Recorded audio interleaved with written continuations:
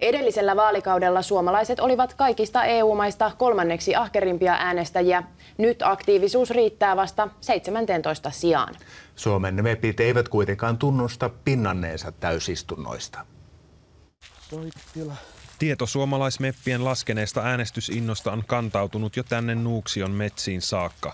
Patikkaretkellä ollut europarlamentaarikko Mitro Repo on ollut läsnä 83% Euroopan parlamentin täysistunnoista. Itseni kohdalla jouduin olemaan heinäkuun poissa vatsatulehduksen tähden ja kesäkuussa jouduin Ranskan lennonjohtajien lakon takia lähtemään pari päivää aikaisemmin pois, että olisin päässyt tärkeälle edustusmatkalle Itä-Karjalaan. Siitä minun poissaoloni. Se olisi muuten reilusti yli 90%, että se on näin pienestä kiinni. Ja kesän ensimmäiset mustikat. Viime vaalikaudella suomalaismepit olivat vielä kolmanneksi ahkerimpia äänestäjiä Euroopan parlamentin täysistunnoissa. Tällä kaudella suomalaismeppien osallistuminen äänestyksiin on vähentynyt selvästi.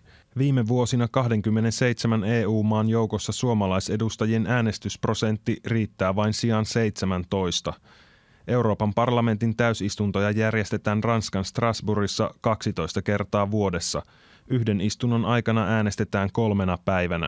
Ne on aika korkeita kuitenkin nämä äänestyksen osallistumisluvut, niin ne on aika pieniä marginaalisia asioita.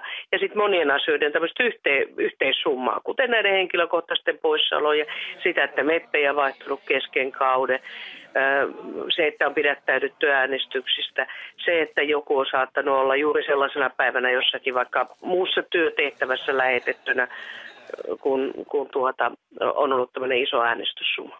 Meppi voi myös jättää äänestämättä tarkoituksella, jos esimerkiksi Suomen kansallinen etu ja edustajan poliittisen ryhmän kanta eriävät toisistaan.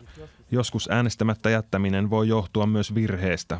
Esimerkiksi budjettiäänestyksissä saattaa olla satoja, jopa 1000 äänestystä yhdellä kertaa. Se on aika rivakkatahtista napin painamista ja siinä, jos kääntää sivua vähän väärässä tahdissa tai painaa, niin vähän väärässä tahdissa tai liian heikosti sitä nappia, niin joskus se saattaa jäädä väliin.